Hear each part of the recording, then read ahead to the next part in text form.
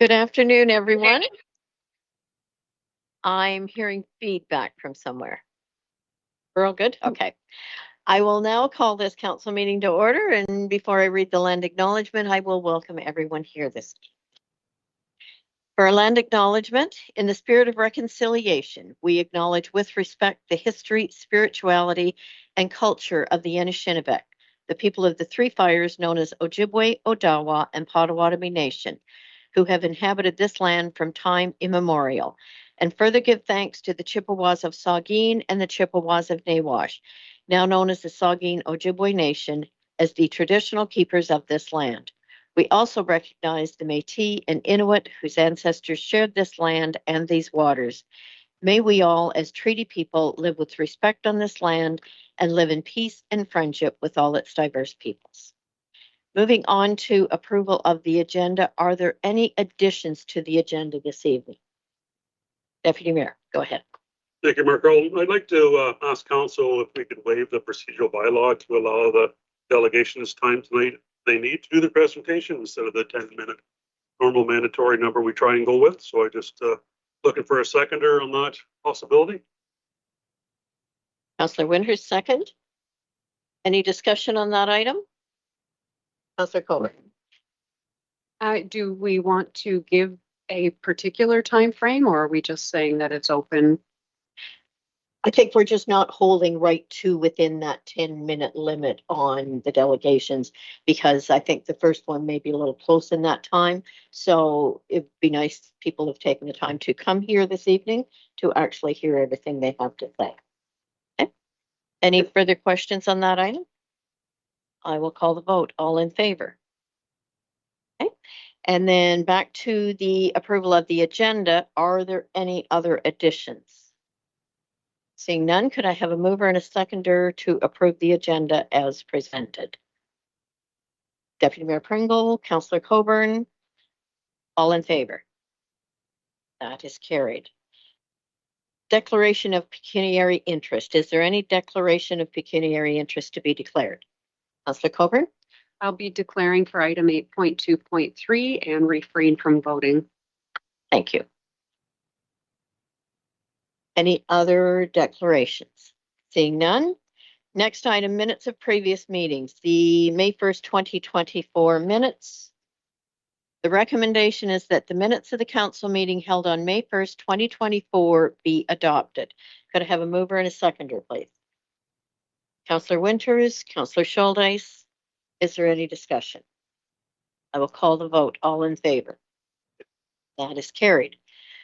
Announcements. Does any member wish to make an announcement? Councillor Day. Thank you. I have two announcements this evening. First, our partner, the Grace Hubble Conservation Foundation, is hosting its annual Earth Film Festival tomorrow. The foundation is excited to bring Autumn Peltier, Indigenous water rights activist, and Steve Belford, actor and producer, to Owen Sound with their short films. Tickets will be available at the door, and proceeds support environmental education and conservation projects within the Grace Hubble watershed. I would also like to congratulate current Georgian Bluffs resident, Jenny Carver, for recently receiving her Meritorious Service Medal from the Governor General of Canada. While Jenny received this medal for her work creating youth-led mental health programs in Toronto, many of us know how she contributed positively to Georgian Bluff through her volunteer activities. So congratulations, Jenny, and I'm really happy to be able to say so in person tonight.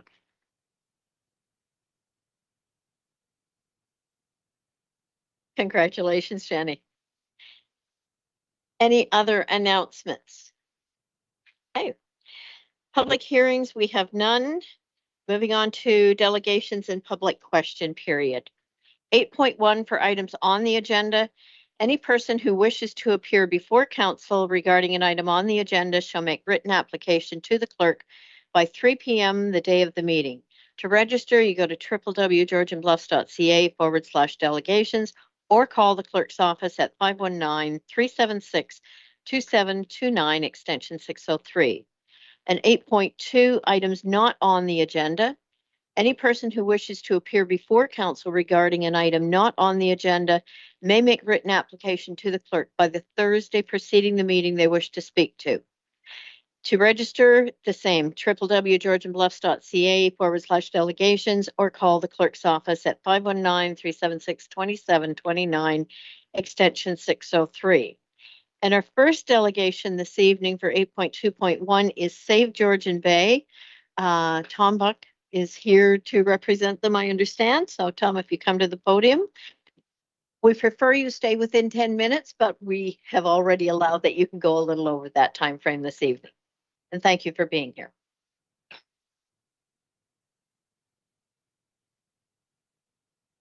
Thank you, Mayor. Deputy Mayor, councilors, we appreciate having the opportunity to talk with you this evening. I'm a volunteer with Save Georgian Bay. I live in Meaford, where my family has had a residence for almost 100 years. I'd also like to introduce Rupert Kindersley on Zoom, the Executive Director of the Georgian Bay Association. We saw Rupert a moment ago before my first slide went up. So he's with us as well, joining us to answer questions. To answer questions and comment, and add comment if possible. We're talking with you about TC Energy's proposed open loop pumped storage project. The project will affect the water, land, and air of all the people around Georgian Bay. And the cost will affect all ratepayers in Ontario. Now, I recognize that your council sees economic development in the area as an extremely high priority. And having been a mayor and a councillor myself in the past, I get that.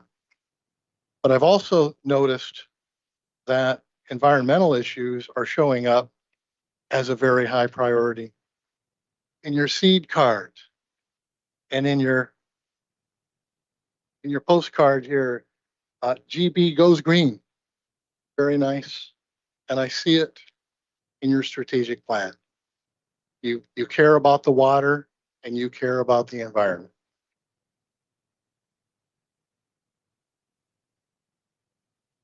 So the rationale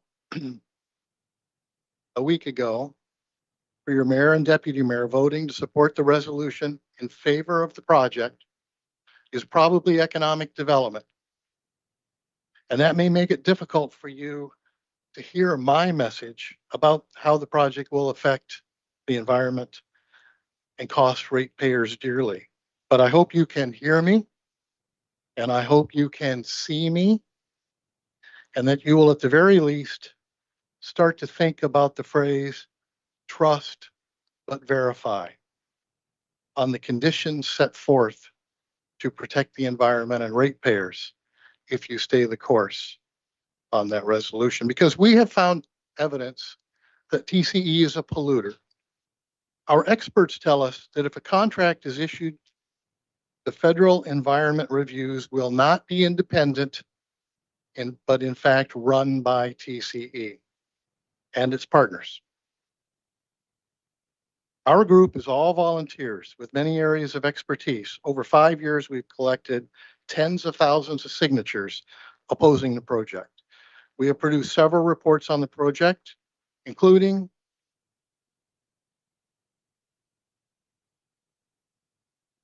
I'm out of order here, including a strategic environmental assessment. I have the cover page with me.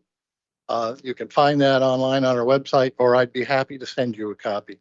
An 80-page report on a lot of elements and variables that affect the project. We have run numerous educational meetings for local communities and completed many deputations. We find that the residents around the Bay, as they learn about the project, are resoundingly opposed. Next slide. You've seen this because you've heard from TCE. This is TCE's pretty picture of their proposed pump storage hydro plant, 20 kilometers that direction.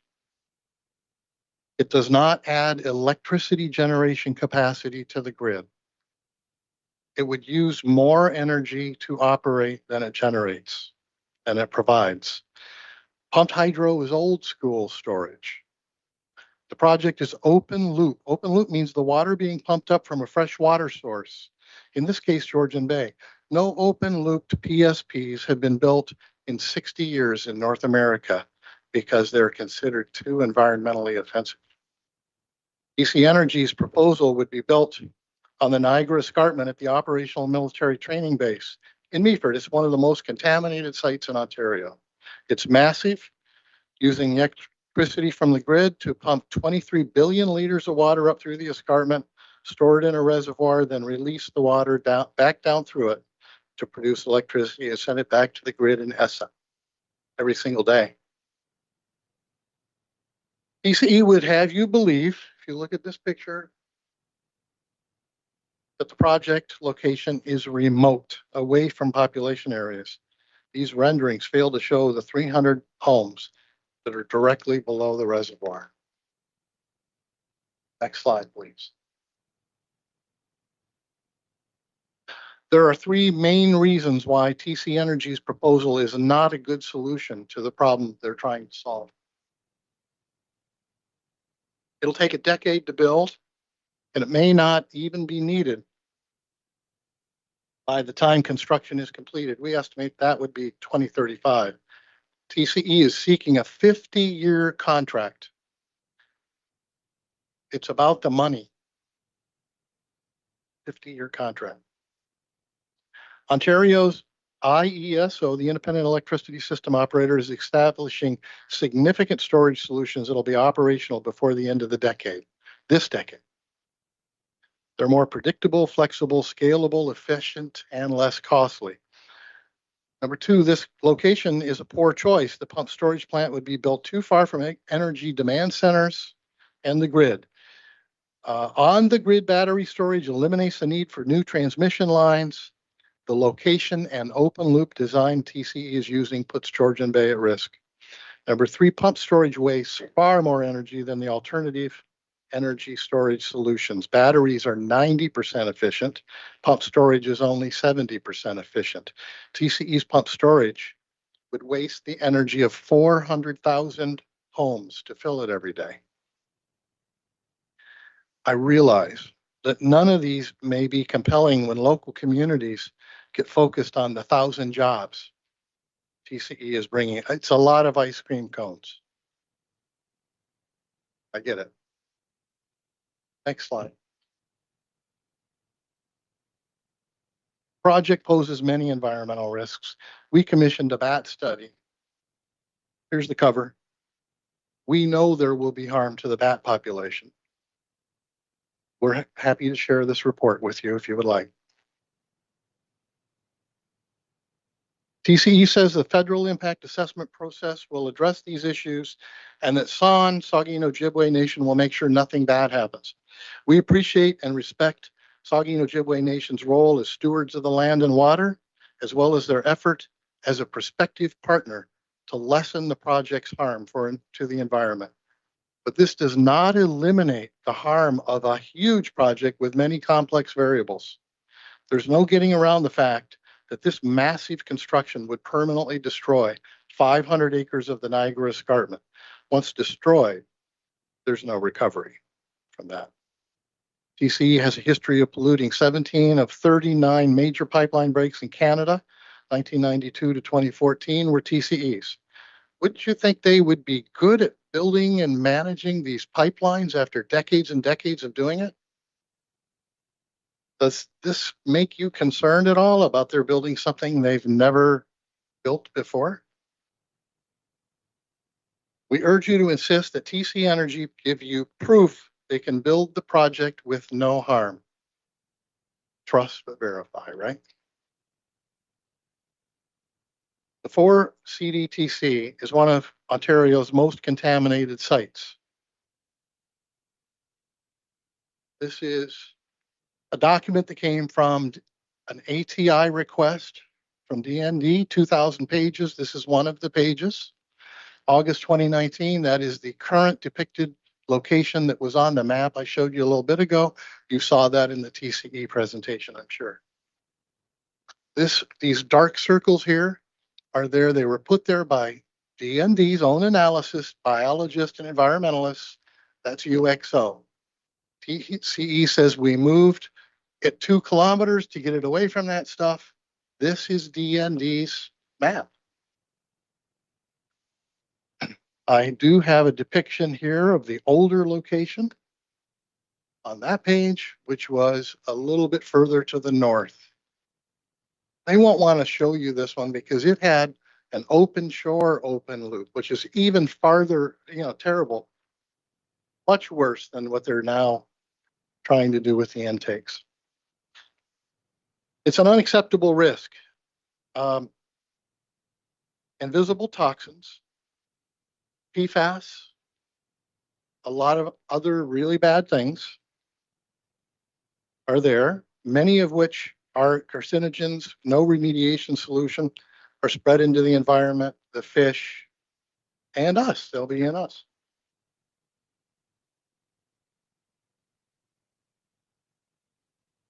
Next slide. Oh, here we go. TCE attempts to greenwash the project, calling it a unique climate initiative. The truth is that all energy storage technologies are climate initiatives. Our experts find that TCE's pump storage project would actually increase CO2 emissions, in part because of its lower efficiency, and that comparatively, long duration battery storage is more effective at reducing the release of CO2 into the atmosphere. We'd be happy to share our reports that show you that calculations.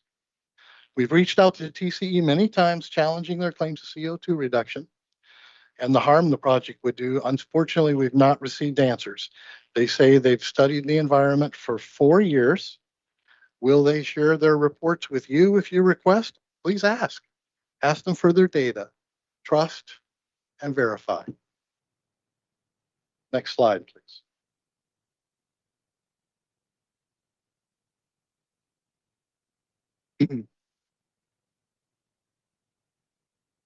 You may feel storage is needed, and TCE's 1,000 megawatt project is the only way to do it. Not true. Long duration battery storage can be online within a couple of years of being approved, and it can be built where it's needed. Construction on the grid, it eliminates the need for new transmission lines and also benefits from being more efficient, kinder to the Ontario environment, less costly, and more effective at reducing carbon. Battery tech is scalable, upgradable, and recyclable. Tesla's begun recycling lithium batteries and is reusing 92% of the components.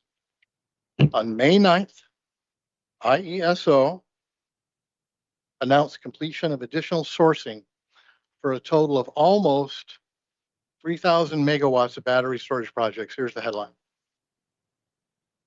These projects will be in place before the end of the decade.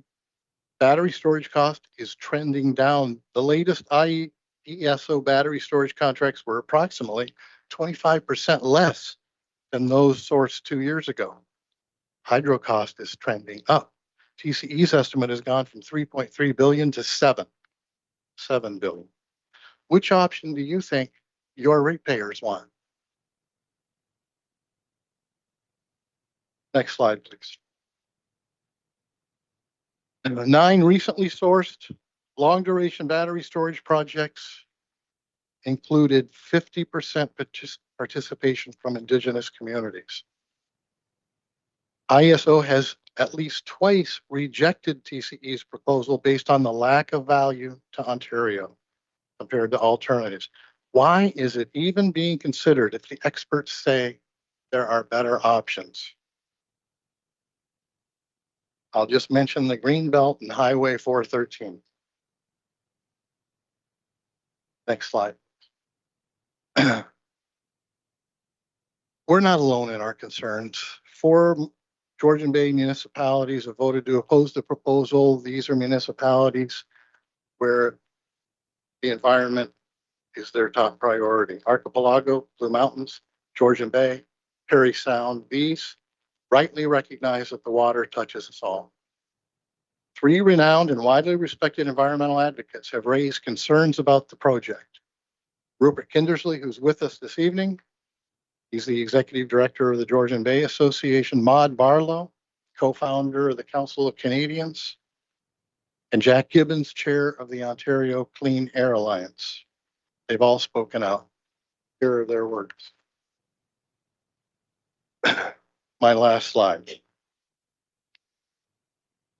despite TCE's claims.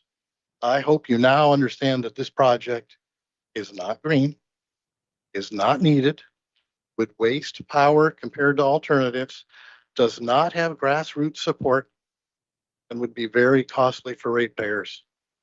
Why take the risk for a project that offers no value for Ontario? Protect this pristine water, beautiful bay, escarpment, your residents, and the ratepayers of Ontario. At the very least, verify, seek proof, demand the reports, protect the bay. Thank you. Thank you, Tom. Well, there's no decision being made on this evening. I will turn to the rest of council if you have any questions of clarification that you would like to ask Tom. Councillor Day, go ahead. Thank you for coming in tonight. It is a very complex issue with well-phrased arguments on both sides. So it is a difficult one to make a decision on, I find. I would love to read the BAT report if you don't mind sharing that copy that you have there. Or if you would send the link for it. Okay, and any other research, any other research that you have from Absolutely. outside research type folk. We'll email it to you tomorrow. Great, thank you. Perhaps what we could ask is that that information be emailed to our clerk and she will share it with all of council then. Very well. Thank you. Thank you. Deputy Now, Mayor. Rupert may be able to help us answer a question too. Georgian Bay Association, if you have something that suits him a little bit more. Yeah, thanks, Tom, for the presentation. Not really a question for you, just more of a comment. As this whole process has been going along here, we've had, we're getting to have more and more deputations all the time, whether it be a county or here, and we're learning more as we go. We're not against saving, being green and saving Georgian Bay. We're never been against any of that. So whether we decided to vote for the process at the county level the other day, and I'm kind of speaking for maybe out of turn for the mayor, but on my own behalf is we're still learning, we're still getting information. We're a long way from ever making a decision whether this moves forward or not. There's so many questions. There's thousands of questions that haven't been answered. And until we get more answers, we're not going to make a decision. So to stop the process because we think we should stop a process isn't really the right way to do it, I don't believe. Everybody has the opportunity to do what they have to do or do business the way they want to do it. And then we have to decide whether that's right or wrong. So that's kind of where personally I went with this. Still gathering information. You got some great points here again today. And I still want a lot more information. Our concern is that if they're awarded a contract for this energy, which could happen as soon as the next couple of months, that the rest of the process becomes check the box. It's not something that would necessarily stop the project. So we're trying to get we're trying to support those communities that have the concerns, have them make a resolution, and with that resolution, they gain some leverage to do exactly what you said, Deputy Mayor Pringle. No, and I appreciate that. And I'm sure when we get to that point, we'll be hopefully ready for it. And again, I appreciate conversation. So that's what it's about, right? Having a conversation about all this, whatever side it's coming from and what it's about. But again, we're all on the same page, I do believe, at the end of the day. And hopefully when when the time comes, we're going to make the right decision, obviously, to do what's best. Thank you. It's possible Rupert would have a comment that you might find interesting too. You are muted, Rupert. We can't hear you, Rupert. Okay, how's that? Can you hear me now? Now we can hear you. Sorry about that. I think one of the key points of when you're comparing the battery storage, which IESO is pushing out rapidly at the moment, as they see it as the solution to Ontario's energy storage needs, is the fact that battery storage is 90% efficient and pumped storage, this particular project, is around 70% efficient. And that means that the amount of energy that is wasted, because all storage solutions waste energy, they don't create energy, they waste it. And the amount of energy that this TC project will waste is absolutely enormous. I mean, can we really afford to put in place old technology that wastes so much of our electricity? I don't think so. We're going to have electric vehicles coming online, which will use more and more of the off-peak power and change the demand dynamic for off-peak power, which this project is relying on. And that's one of the reasons that nobody really knows whether it's going to be needed by the time it's built. There's no way anybody can say with certainty that it will be needed. So there's considerable doubt about that. There's considerable doubt about the extent of local support for this project, which is another thing the minister needs to agree to go ahead. You know, why are we doing this? You know, I think what Save Georgian Bay offers you folk is the voice of reason. Okay, take a step back, think about what's happening here, and hopefully you can make a decision within the next couple of months to you know, as to whatever you decide regarding the project, because after that, it's probably too late. Thank you for your comments. So thank you, Tom, and we will give it consideration.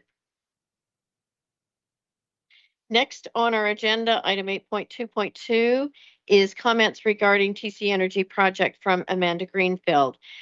Same thing, Amanda, you have 10 minutes to speak. We have allowed, you can go a little over, try and stay within it. We've got a long agenda this evening.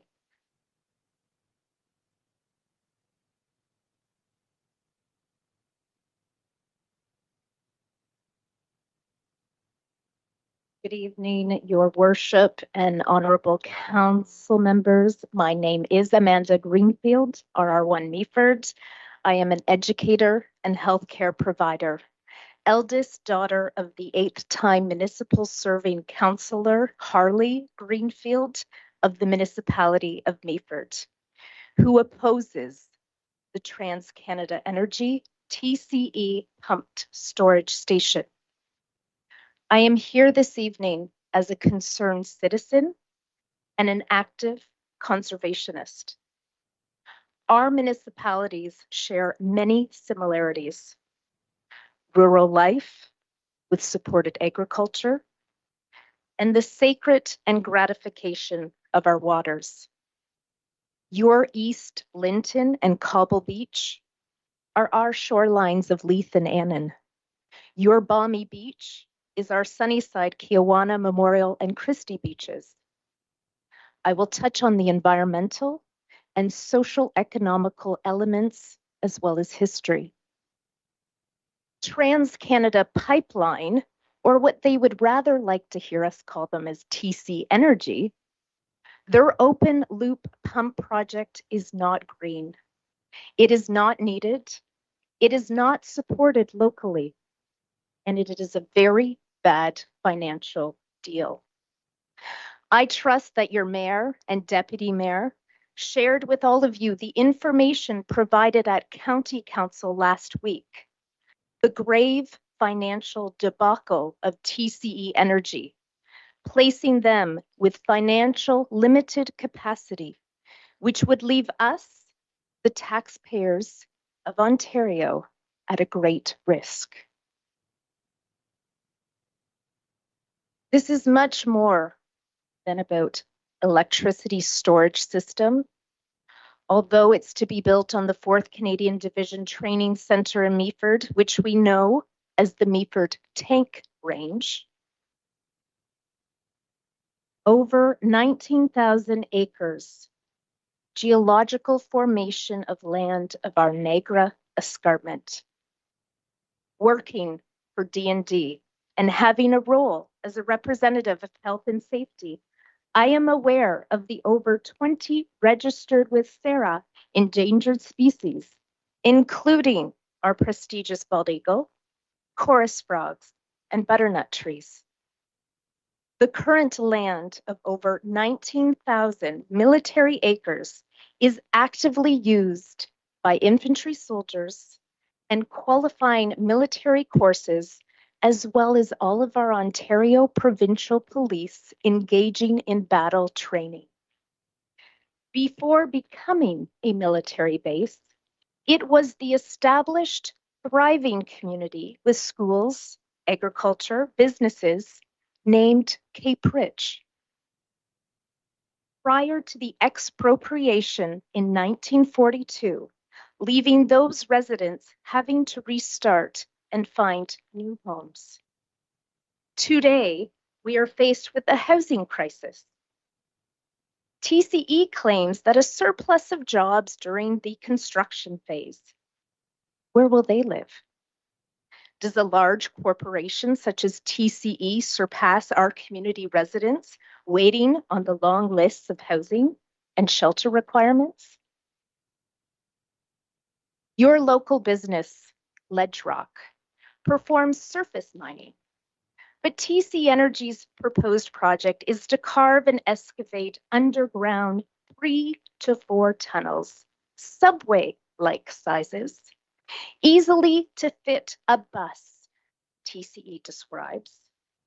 Limestones and sedimentary rock crumble.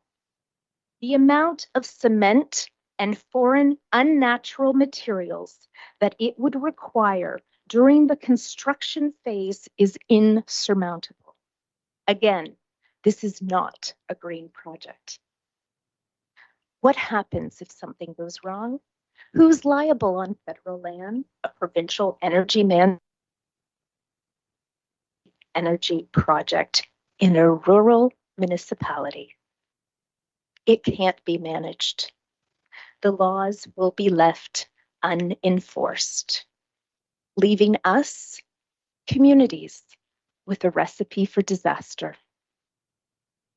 As a rural municipality, you understand the stretch and barriers of infrastructure, limited to no housing, the eradication of your local hospitals, and minimal transportation. The only 2 roads to the Meaford military base, and the same 2 roads to enter and leave that active military base. Folks in Georgian Bluffs, compare the distance of your County Road 17 going north from Concession 14 to Wolseley and Zion Church Road north from Concession 14 to the County Road 17. A huge influx of traffic for greater than 5 years with heavy equipment, long-haul trucks, up a steep, windy hills and back down again, over and over and over again.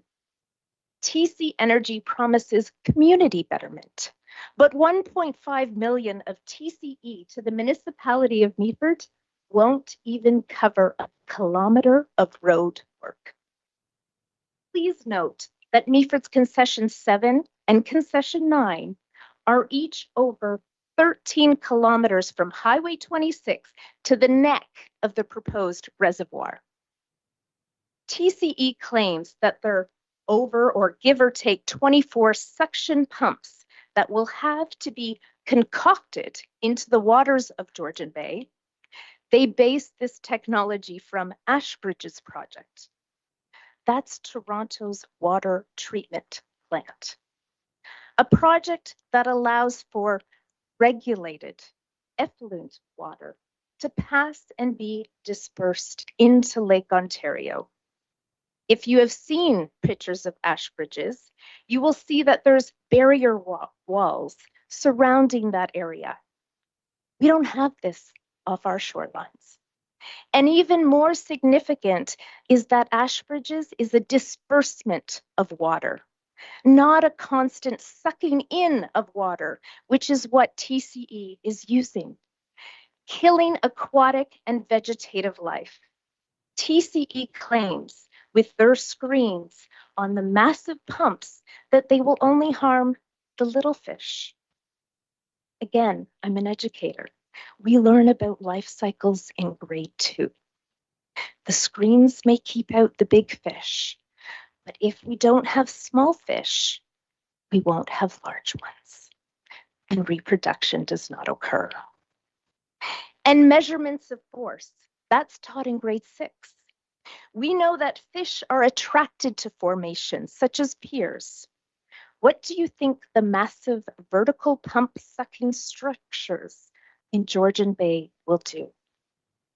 You'll hear suggestions of alternative energy, such as recently battery electricity storage sites, BESS, a footprint that is small compared to TCE taking 750 acres from an 82-year active military base, littered and polluted with Army motor rounds artillery, copper jacketing, lead predominant cores, depleting uranium and PFAS.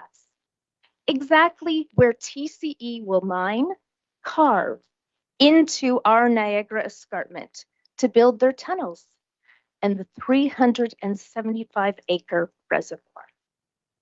The reservoir, less than 700 meters away from heritage active fruitful farms, and above 1,000 habitants of Meaford. The reservoir changing our water temperatures, weakening the fauna and flora, eliminating vegetation, and creating risks to our aquatic species and the ever-changing, the fragile biodiversities. Toxic heavy metals from the innumerable unexploded ordnances and military ammo munitions have a tendency to leach into the environment once and when disturbed, contaminating our waters, the same waters that our municipalities rely on to drink, to make a living with, and to enjoy playing in. Why do you think that there is no public entrance to the military base? In the past, municipality of Meaford was denied acquiring just 200 acres of D&D land due to safety, leaving us to question, how does TCE get the use of an unsafe military land? The years of excavation, tunnel drilling, 60 to 80 kilometer high voltage underwater cable running past Thornbury, past Collingwood, and coming out at Wasaga Beach, the probability for hazards and risks. You have heard TCE chime its project will be a step towards reconciliation and has a partnership with SON. The chiefs both declare that it's an opportunity. Be mindful that the Saugeen Ojibwe Nation and the Chippewa-Nawash unceded nations are over 90 kilometers away from the proposed site, leaving Meaford unprotected. It is with encouragement that the Township of Georgian Bluffs, through your strategic plan, strive to protect natural environment and enforce the reduction of greenhouse gas emissions. This is why today I ask the Township of Georgian Bluffs to stand in solidarity with the town of Blue Mountains. And in addition to the three other townships that you heard Save Georgian Bay mention, Township of Archipelago, Township of Georgian Bay, and Parry Sound. Pass a resolution for no to this pump storage station. Stand in agreement because the compounding effect are horrendous and irreparable. The TCE project has a lasting negative effect. Let's not give our children, our grandchildren, to become fearless. Our waters are our well-being. I thank you for your consideration from a concerned citizen, and I ask you to actively make and pass the resolution. Thank you. Thank you, Amanda. As I said earlier, there will be no resolution or anything passed at all this evening because that's not the purpose. We're only hearing your delegation at this point, and it's collecting information for council. I will turn to council if anyone has any questions they would like to ask for clarification purposes. Seeing none, thank you very much for being here. I We was pretty appreciate- clear. Thank you. Thank you for your time. Okay, thank you.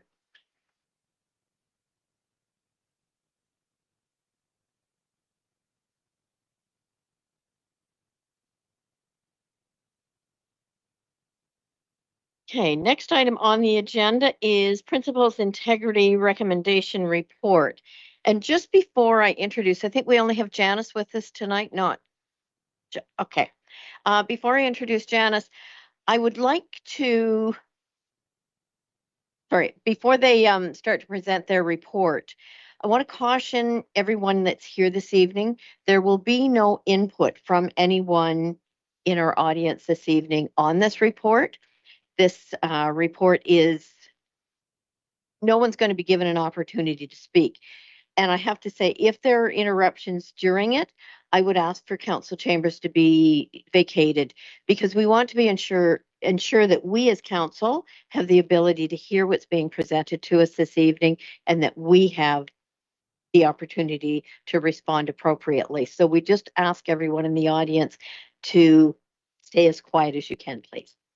And I will now turn to Janice to present your report. Thank you for being here with us this evening. Oh, thank you very much for making time for me, Mayor and members of council. And my name is Janice Atwood, and I'm one of the co-principals of a firm called Principals Integrity. The other co-principal, Jeff Abrams, is not able to join us this evening. So you've got just me. And I will just make some brief comments in terms of the process and then some brief comments about the report that you have before you. And I'm sure you've all looked at that report. So we've found it helpful to provide general overview before getting into the details of a report like the one you have before you this evening. It will help you to carry out your role in terms of council's disciplinary function, which is quite different from the usual legislative or policy making role that you normally play when you're sitting in those seats in council chamber.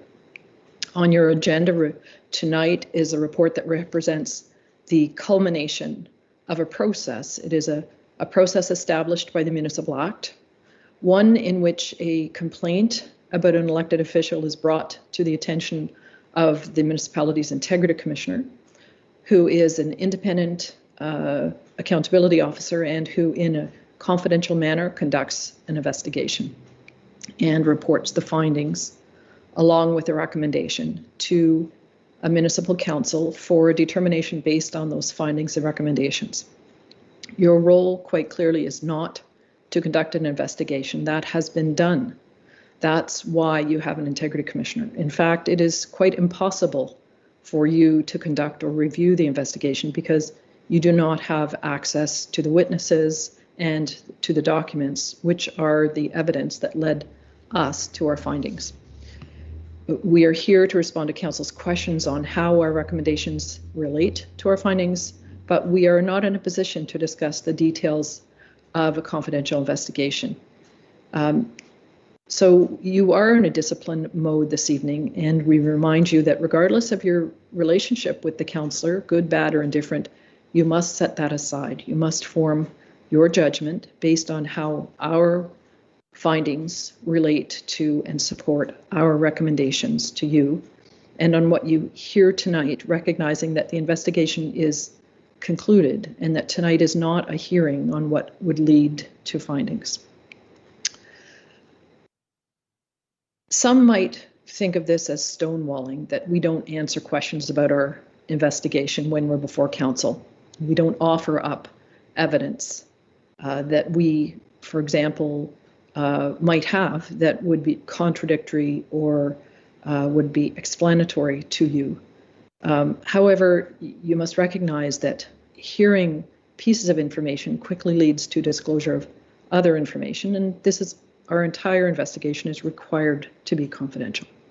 It's not merely maintaining the confidentiality of the identity of a complainant. That is but a small piece. It is intended that the entire investigation be conducted in confidentiality. So a word on the way the investigation was conducted. Our investigations are conducted in accordance with the tenets of procedural fairness. Everyone in the investigation was entitled to procedural fairness, principally the councillor, but also the complainants. That meant that the councillor was provided with the information described by the complainant and was given a fair opportunity to respond. So I'll just say a few words about the actual substance of the report. The complaint alleged that Councillor Moore-Coburn had been engaging and directing various staff members, including those working in bylaw enforcement, to carry out actions toward the complainants, and that she did so in a coercive and a manipulative way. It was further alleged that the councillor had been using her position and influence as a councillor to gain insight and or information pertaining to the case from staff members at other agencies, including Grace Sauble Conservation Authority and the Ministry of Natural Resources and Forestry, and that she had been passing this information on to individual ratepayers, and that this information would not otherwise be available to ratepayers. It was alleged that this behavior began in approximately 2020 and continued through to the present day. We found that the complaint was substantiated on the facts. The councillor had been overly involved to the point of relentless pursuit, following up on the enforcement activity against the property with township staff members and those of other regulatory authorities, and that on occasion this information was passed on to members of the public. It is not the role of councillors to attempt to directly or indirectly influence or direct enforcement activities. Councillors should direct complainants to the appropriate staff and then step away entirely. Where councillors have concerns around the diligent follow-up by staff, these are matters that should be reviewed from the broader perspective of standard enforcement procedures and the application of protocols around response times generally, not from the perspective of activity on a single property, which can only be viewed as political interference.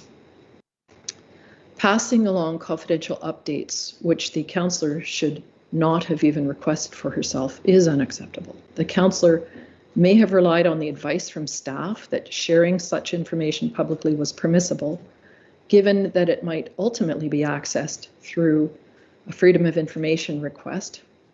This, however, is erroneous, not the property determining factor, since often information pertaining to properties would only be available to the owner of that property, even under an FOI. As noted in our report, in recent years, there has been some significant turnover in the role of CAO.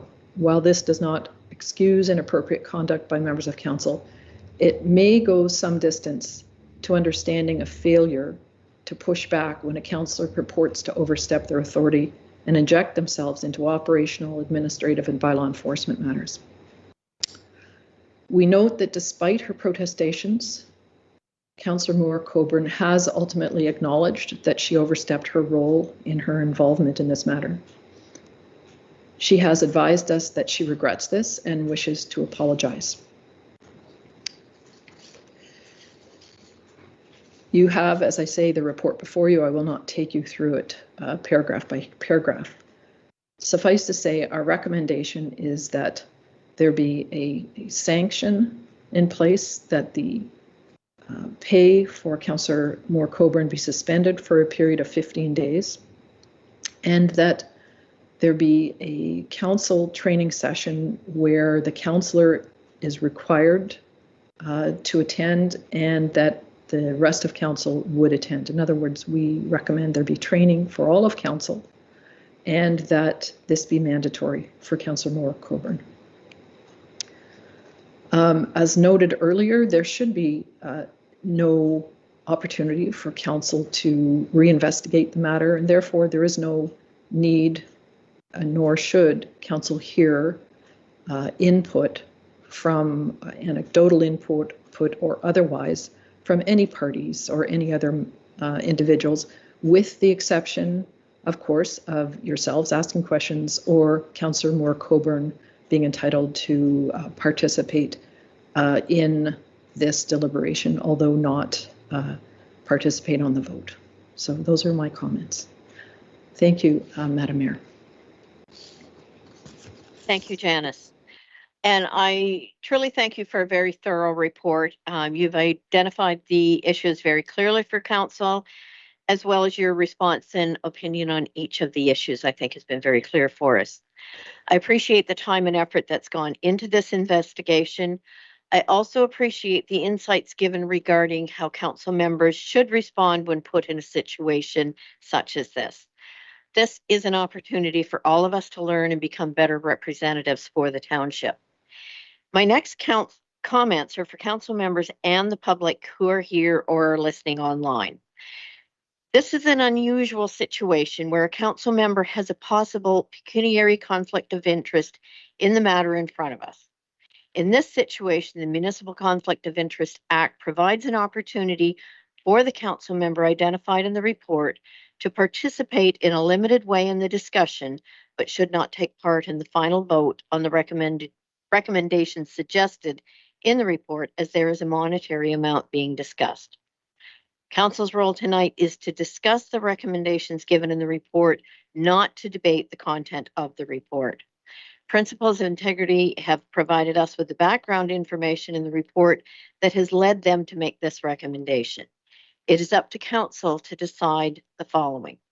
Do we feel the recommendations are fair based on the information presented? Are they too harsh or too lenient? What do we as council feel would be a fair penalty given what we have heard?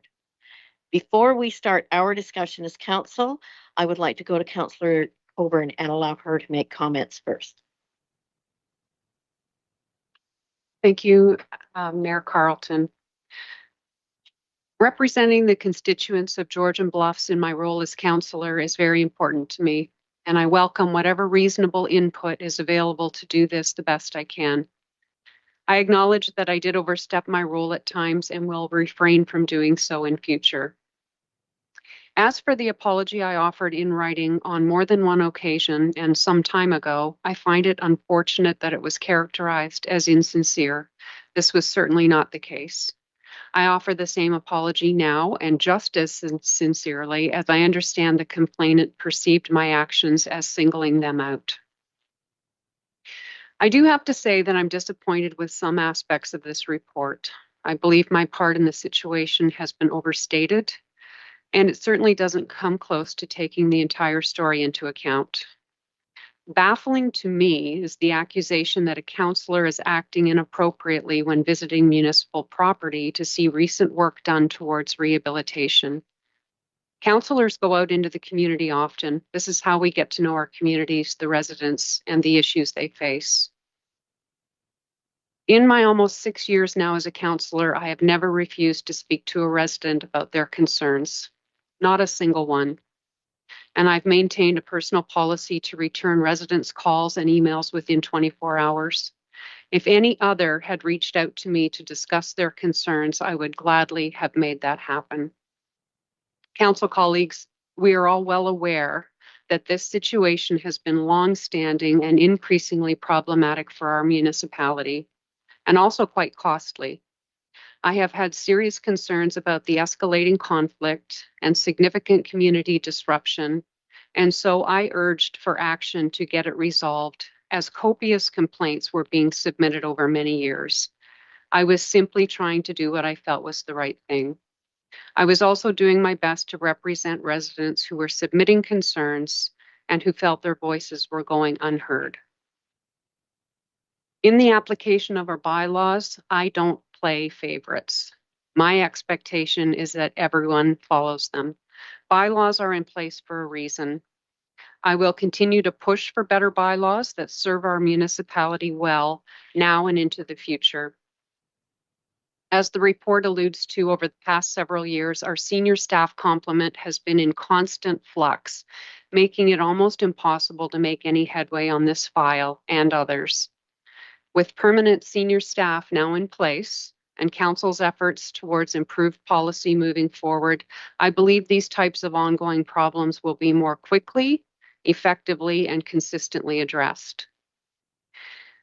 And finally, previously, I advised the Integrity Commissioner that in response to this complaint, I have reread relevant parts of the Municipal Act, MFIPA, the Code of Conduct, AMO publications, and several other pertinent municipal documents. I take my personal and professional growth seriously and remain committed to continuous learning. I will also remain committed to my role as advocate for the people of Georgian Bluffs. Thank you. Thank you, Councillor Coburn. And I will turn to the rest of council now for further comments or questions. Councillor Winters. Thank you, Mayor. Through you to Janice, if I can ask a question. My question basically pertains to the 15 days recommended without pay. Just wondering how you arrive at that 15 days. As I look throughout the surrounding neighborhood areas, neighboring municipalities, there's been other cases out there, and I see the recommended disciplinary action changes significantly, and I just wonder how that's arrived at. If you could give us some insight on that, please. Sure. Thank you for the question and through the mayor. So I would say the arriving at the sanction, the quantum of a suspension of pay is more art than science. There's not a tariff. As you may be aware, the Municipal Act stipulates that an integrity commissioner may recommend and council may impose a suspension of pay of up to 90 days. Suspension of pay, not suspension from duties, but simply basically no pay during that whatever period of time council may impose. There are no, it's difficult to see a pattern if one looks around the province at integrity commissioners' recommendation reports really dating the last decade.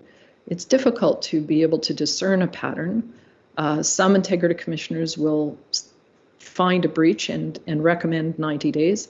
Others will say, oh, this is minor, I'll just recommend 30 days, that type of a thing. We have seen circumstances even where an integrity commissioner will say, well, this is terrible, and we have actually 2 or 3 complaints, certainly not our case, but other cases, and I will impose 90 days for each complaint, so sort of a consecutive sanction, if you will. Jeff and I take a particular view of this, and that is if 90 days suspension of pay is the maximum, we look at a breach and determine, is it significant?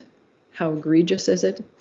And what is required here as a deterrent? So we look at this really from a legal principle perspective. We look at the deterrent aspect, and we look at also the stepped discipline, if you will. You know, if you look at discipline of employees, usually you start with the less significant penalty. So we will start with where we think can make a difference. And I would say on this, we think that Councillor Moore-Coburn gets it.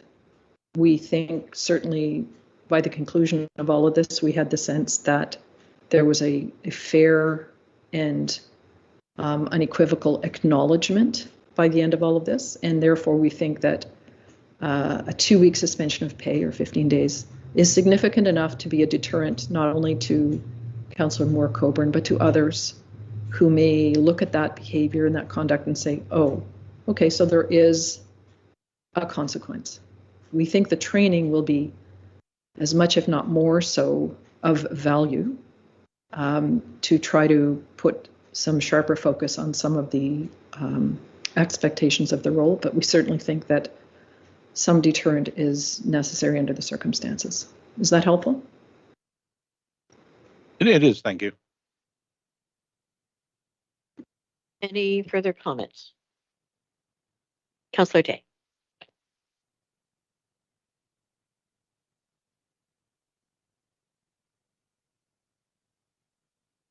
Long time ago, I read Rupert Ross's book, Returning to the Teachings, and it was a formative experience in my life.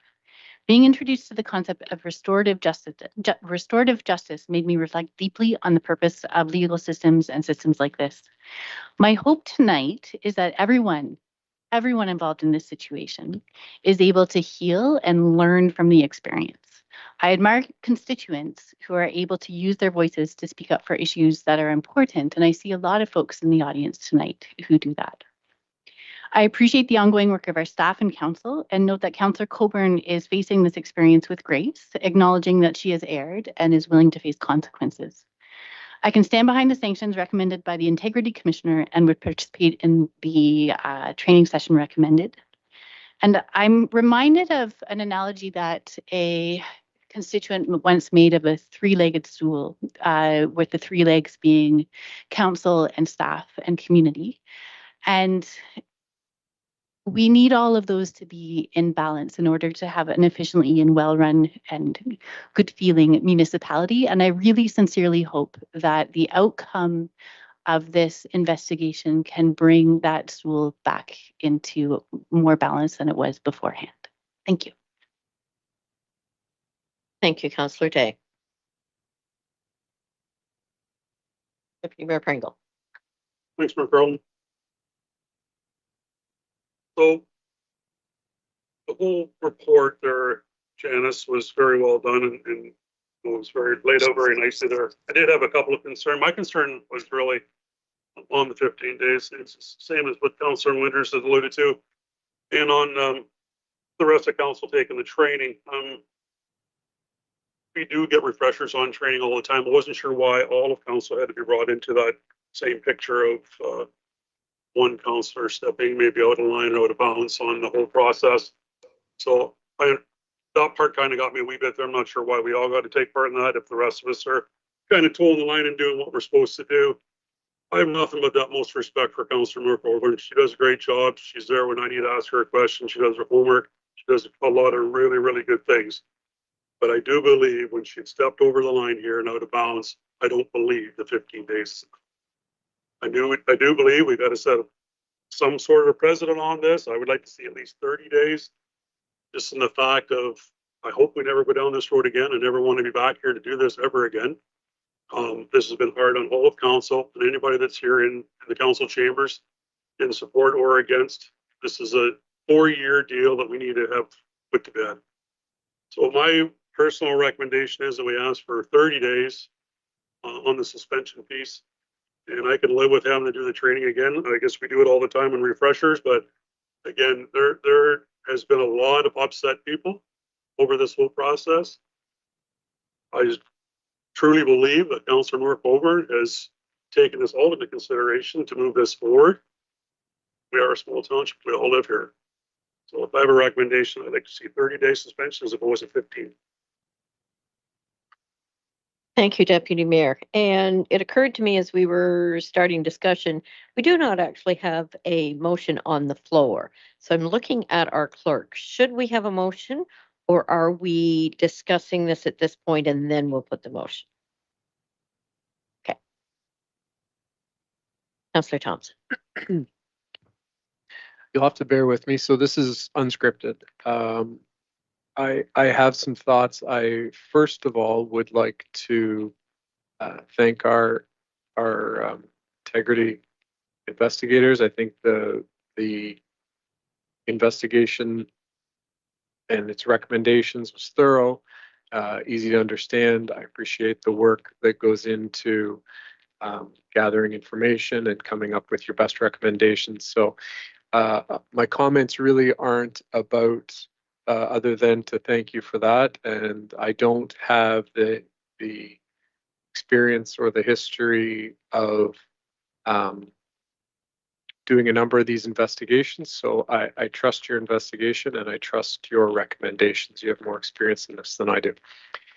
I think that my comments are more about, I won't do as well as Councillor Day did. You described that beautifully about restorative justice and I think progress for ourselves as an organization and as a community.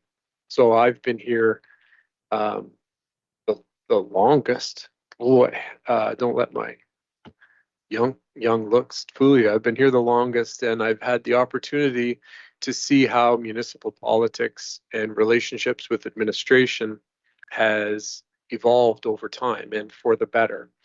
And what that means is the importance for counselors to stay in the business of making policy and creating a vision and leaving administration to do the work of administration. And I am not making excuses for anyone, but as you look back over time, we've done that in varying degrees. And the reason for that is because it's really difficult.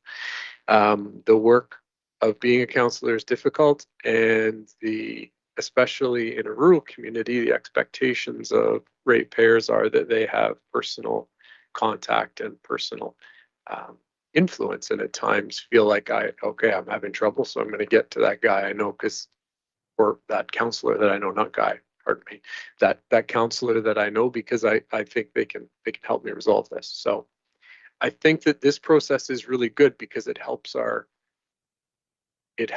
continued evolution to define the roles of counselor and the roles of staff. And we've had some learning to do as we continue as an organization and as a council. So when I say that, I too share the comments of our deputy mayor. I have great respect for Councillor Coburn, the work she does. She's very diligent. She works very hard. And I also have respect for the ratepayers who are subject to the investigation, and the investigation bears out what it bears out. So I look to this for us to be some growth and still maintain the grace and the respect for the job that counselors do, and at the same time make a recommendation that, if where we cross the line, we learn from this and we move forward. So I thank you again for the report. And personally myself, I don't know if we're at a place where we're having this conversation. I support the recommendations. I support the integrity of the investigation. Thank you, Councillor Thompson. Okay, seeing no others, before I put the recommendation on the floor then as a motion, we need to determine, is the 15-day period in there acceptable to everyone? Or as the deputy mayor has indicated, do we look at 30 days? Councillor Winters. Thank you again, through you to the mayor. And nothing about, I'm not talking about this specific incident that's here. It's more the procedure, the process. I mean, I look back at some civil laws, and if you're found to be at fault during a civil litigation, there's the chance that, cost sort of things are implied. Looking after the interests of the ratepayers, and you start looking at costs that were incurred for investigation, staff time, that sort of stuff. Moving forward, that we all learn and we all recognize moving where the limits are moving forward, our code of conduct and whatnot. I certainly would agree that 30 days should be a minimum, that we should all recognize that moving forward is substantial. We're not here for the money. None of us are. And a 2-week suspension of pay is minimal at best. In my mind, it should be at least 30 or something more than that. And again, it's not about this situation in front of us. It's about the story moving forward on how the ratepayers are looked after. We are elected individuals. We are elected to represent our ratepayers. If we can cross the line and be held slightly accountable and not entirely accountable for the costs that we've done, that's where it resonates with me, and it has all weekend since I read this report. Just my 2 cents. Okay, so do I have a motion then from anyone to have and I'll read what's here, that the pay of Councillor Moore Coburn be suspended for a period of 15 or 30 days. And 2, that a training session for council be arranged to be provided by the Integrity Commissioner on the roles and responsibilities of members of council, which training shall be mandatory for Councillor Moore Coburn. So we need to determine, I need somebody stating 15 or 30. Deputy Mayor Pringle? I put a motion on for 30 days. Okay, and do I have a seconder for that motion then? Councillor Scholdice? Any further discussion on that? Could we have a recorded vote, please? Councillor Day. The vote will be recorded, so that suffices. Okay. So Councillor Thompson has asked for a recorded vote. I will turn to the clerk. Thank you, Mayor Carlton. a recorded vote has been requested. For clarity, just, are we only voting on the 30 days as compared to 15 or on the whole motion? On the whole motion. Okay, so let me read that again. That the pay of Councillor Moore Coburn be suspended for a period of 30 days and that a training session for council be arranged to be provided by the Integrity Commissioner on the roles and responsibilities of members of council, which training shall be mandatory for Councillor Moore Coburn. Okay, so we have a mover and a seconder, and Councillor Day.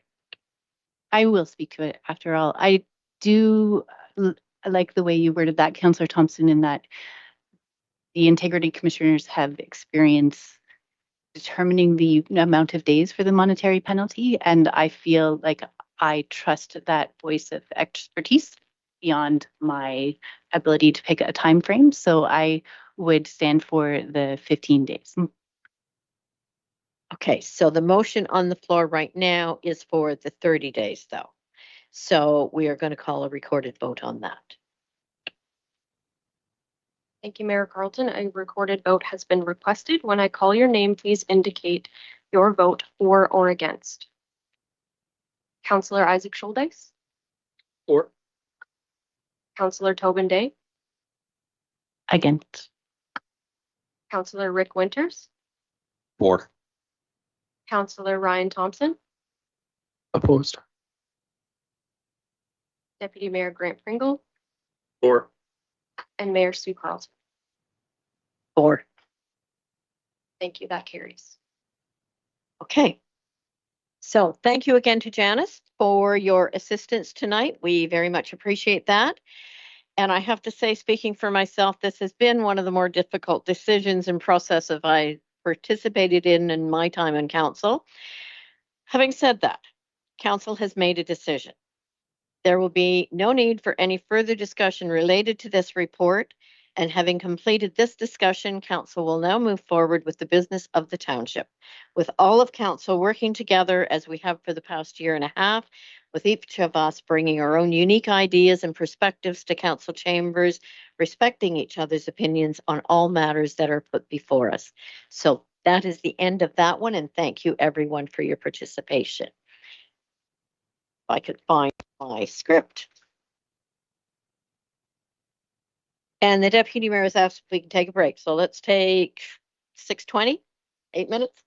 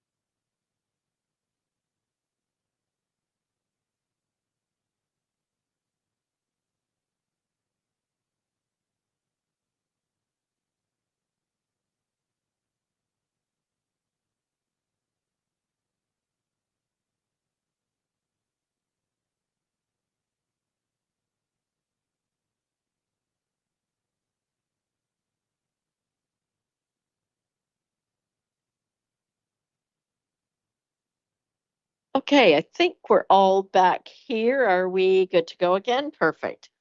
Okay, so moving on, we are at consent agenda. Does anyone have any items they wish to pull off consent agenda? Deputy Mayor Pringle. I'd like to pull 9.3.7. Okay, any other items? Seeing none. The recommendation is that Council of the Township of Georgian Bluffs adopt the consent agenda for information as circulated, less item 9.3.7, and that all items contained therein are hereby approved. Could I have a mover and a seconder, please? Councillor Winters, Councillor Thompson. Is there any discussion? We'll call the vote. All in favor? That is carried. And Deputy Mayor Pringle, I'll turn it over to you for 9.3.7. Yeah, thank you, Mayor Carlton. I just wanted to hopefully get a letter of support off to the West Grey Township here with the Durham Hospital situation that's been going on in the area right now. It sounds like it could be one of many that down the road that could be having, issues with staying open, and with us having the Wyerton Hospital, Chester Hospital, Durham, Meaford, there's a lot of small little hospitals out there, and I think we need to support the small hospitals the best we can to try and keep as many of them going as we can. I get it's a viable financial gain, and low doctors and lack of nurses is a problem, but closing the hospitals I don't believe is the right way to go either. So just looking for a letter of support for the West Grey and Town of Durham. Thank you. Councillor Shoulders, did you have a comment? Yes, I did fully agree as a healthcare provider, fully agree with everything you're saying. Durham Hospital is a really important part of the South Bruce Grey Health Center, and to be shutting down their inpatient ward is a scary thought. So we need to, provide recommendations to support them. Absolutely, 100%. Yeah, fully support that. Excellent. Anyone else have comments on that? Seeing none, I will call the vote. Do we have a mover and a seconder first? No. So Deputy Mayor Pringle and Councillor Shoulders, all in favor? That is carried. Thank you. Next section 11 for correspondence. 11.1 is the Grey County Wardens Golf Tournament invitation for July 26, 2024. That is an excellent networking event with all of Grey County Council and beyond. So if anyone is interested in attending, I think we can likely. Deputy Mayor Pringle, you're going? I'm not sure if I am, but if anybody else is.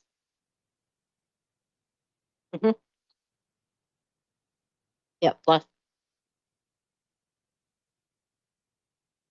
Yep. If I went last year, so if other people want the opportunity, that's fine. But if you need somebody, I'll go happily.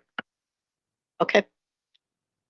We'll leave that to work on putting a team together there and receive that for information. The next item is 11.2, Carolyn Brown, a letter regarding TC Energy's pump storage proposal. Does any member wish to comment on that item? Seeing none, we will receive that for information. And 11.3, Association of Municipalities of Ontario, the 2024 AMO Conference Delegation Requests.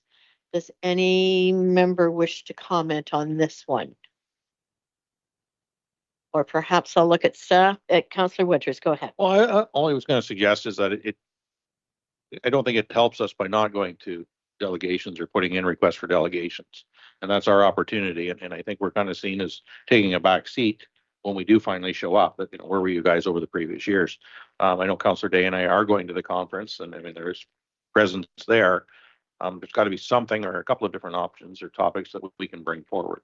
I mean, sustainable water systems, funding for infrastructure projects, roads and bridges funding. I mean, all of that sort of stuff. Invasive species. I mean, where's our dollar for dealing with invasive species, things like that. I think we should put something in as my recommendation. I'm just not sure what all of council wants to do.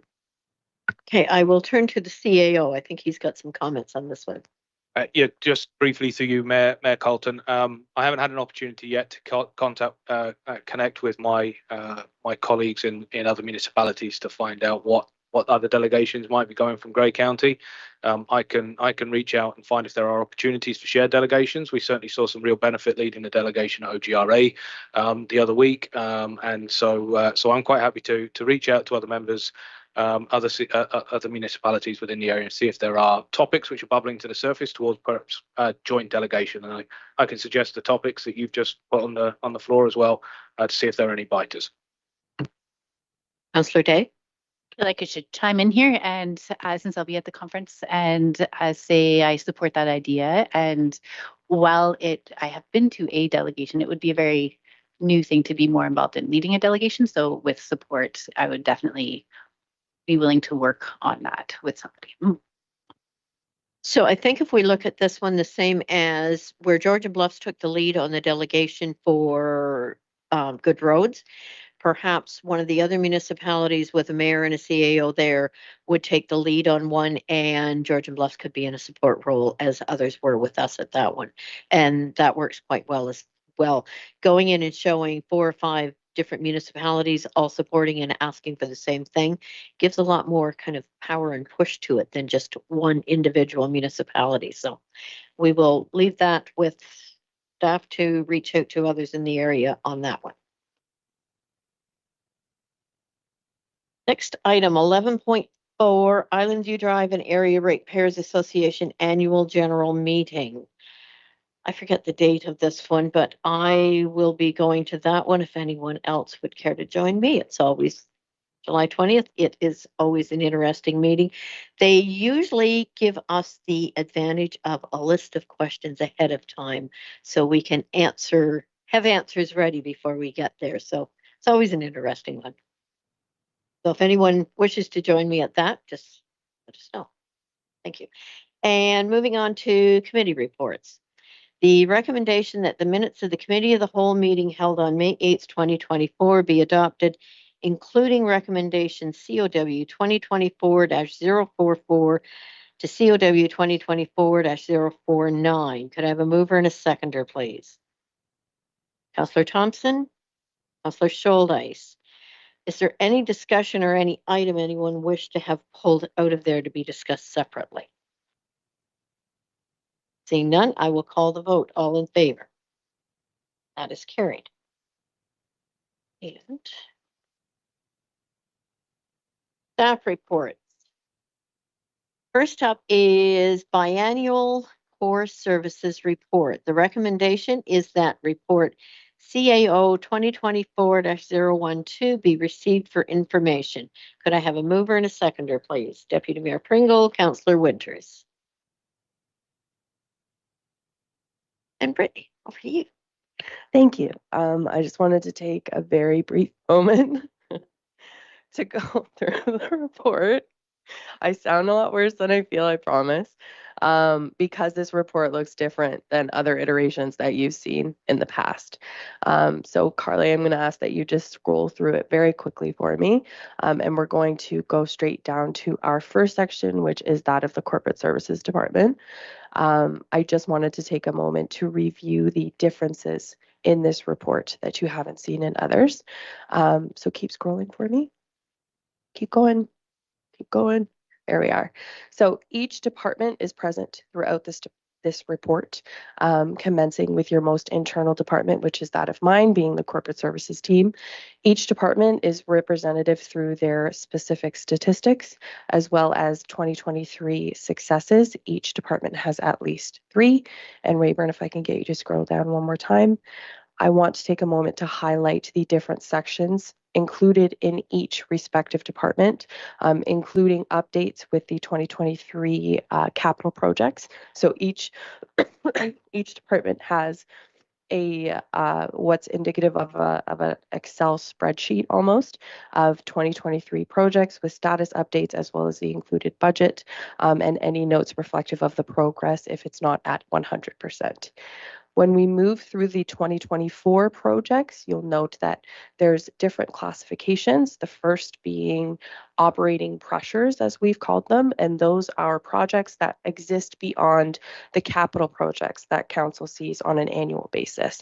So for example, in the Corporate Services Department, you'll note that we've entitled our section the Year of Records because we are tackling the township's records management program this year and moving beyond 2024 into 2025. While that's not a capital budget request, that is a large impact to the corporate services team and a large project organizationally. So that is classified as a crusher. Each department is broken into capital project is broken into their respective capital projects as well. And each project is indicative of both the committed budget as well as the progress update and a progress bar that indicates how far along we've come in that process. Does anyone have any questions? No? Okay. Thank you.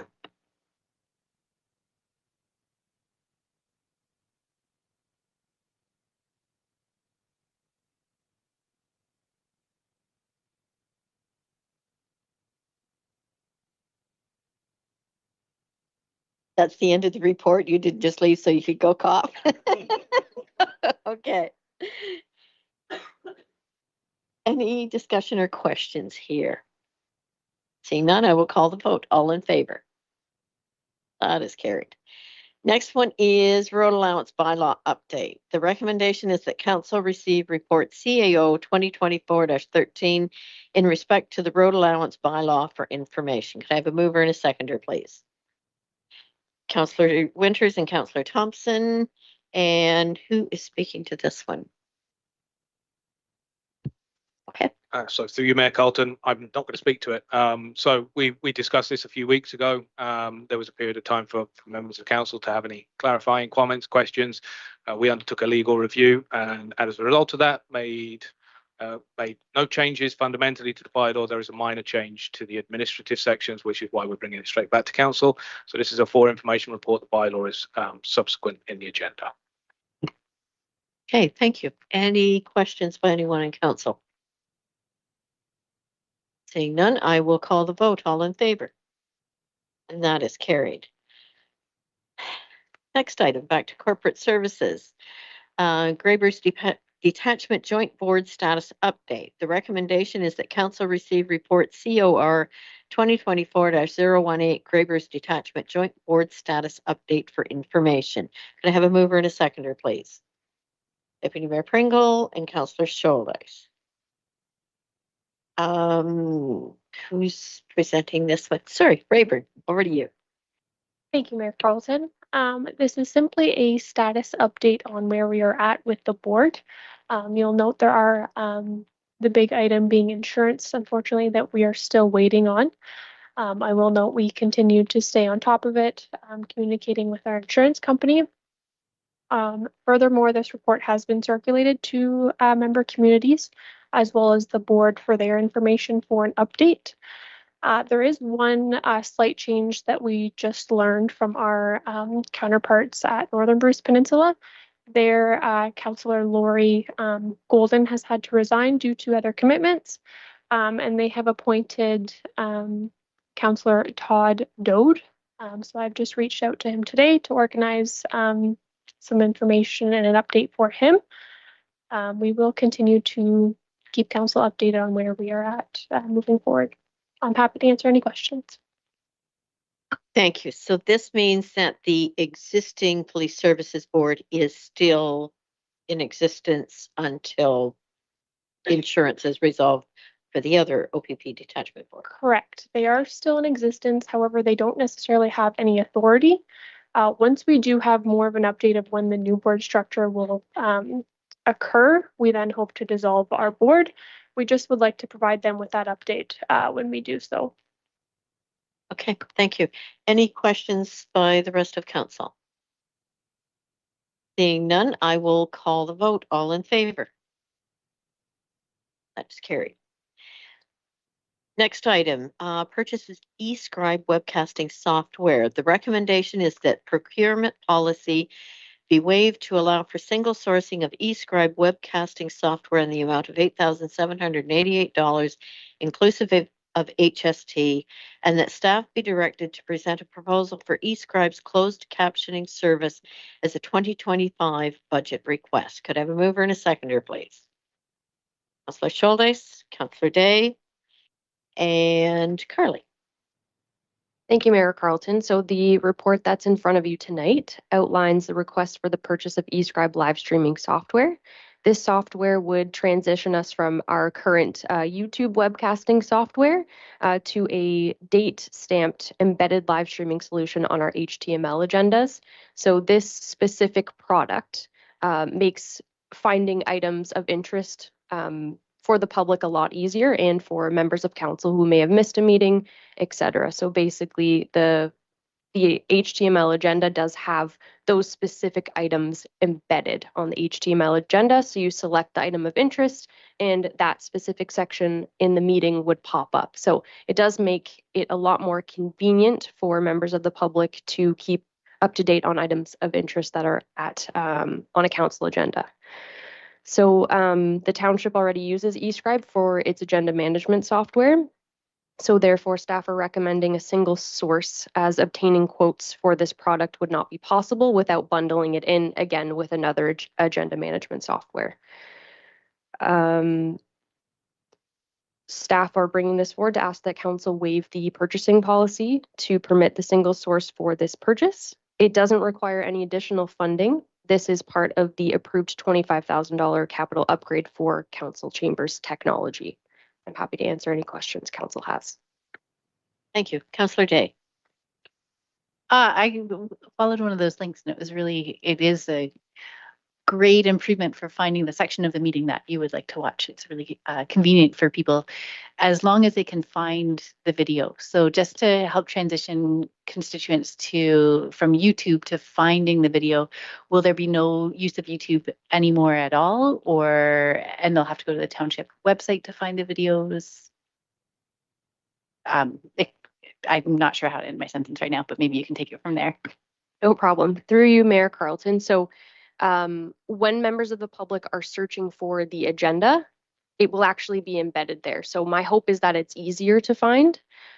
We haven't completely eliminated YouTube as an option at this point, but we can upload a recording after the fact in some sort of transitory period, so that people who are used to going there don't have any challenges finding the recordings. However, we will promote this change to the public as much as possible through the website, social media, and we'll do everything we can to make that transition easier for the public, and certainly communicate it as much as possible. Any other questions or comments?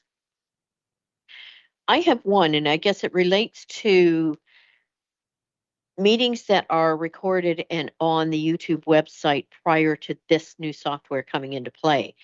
Those stay on the YouTube. Is it possible to provide a link from within our website to those, so that people don't, if they just happen to be looking for one around the transition and they're going to YouTube for before and then they're going to the website for after, is there a way to do some links back to some of those old meetings?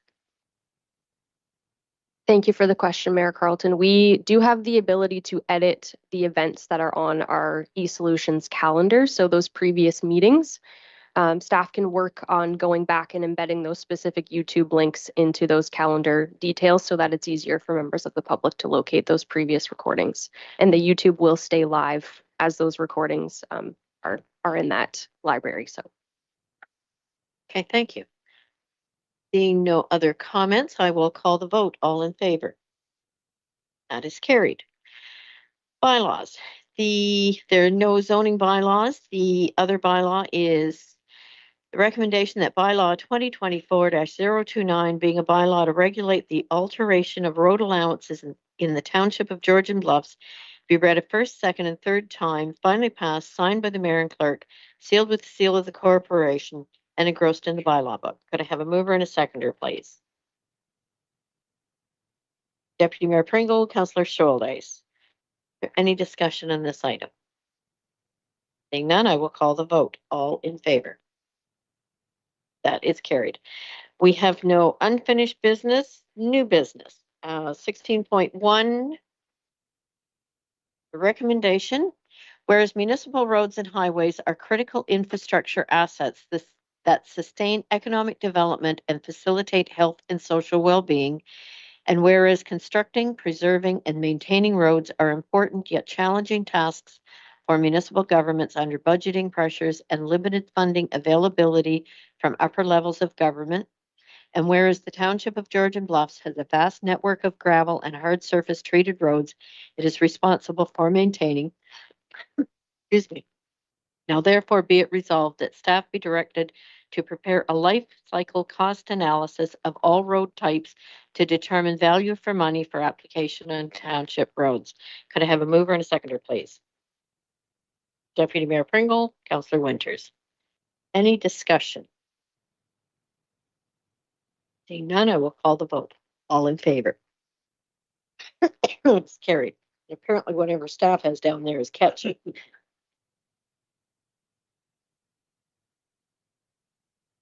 16.2, Asphalt Preservation Program. The recommendation is that staff be directed to bring back a report outlining a hard surface preservation program for the municipality's road system to be implemented in 2024 and not exceed $500,000, and that the hard surface preservation program include as many lane kilometers as possible without exceeding the allocated funds, and that the work be funded from the working capital reserve. Could I have a mover and a seconder? Councillor Winters and Councillor Day. Any discussion? Seeing none, I will call the vote. All in favor? And that is carried. Notice of motion. Does any member wish to provide a notice of motion? Seeing none. Closed session, we have none. The confirming bylaw. Recommendation that bylaw number 2024-030 being a bylaw to confirm the proceedings of council on May 15th, 2024 be read a first, second, and third time, finally passed, signed by the mayor and clerk, sealed with the seal of the corporation, and engrossed in the bylaw book. Could I have a mover and a seconder, please? Deputy Mayor Pringle, Councillor Winters, any discussion? I will call the vote. All in favor? That is carried. Date of the next regular meeting, township tour on May 28th, starting at 11? 10:30? It doesn't say that there. And committee of the whole June 5th at 5 p.m., council June 12th at 5 p.m. There's no further business. I will now call for adjournment of this meeting. Could I have a mover and a seconder, please? Deputy Mayor Pringle and Councillor Day, all in favor? That is carried. Thank you.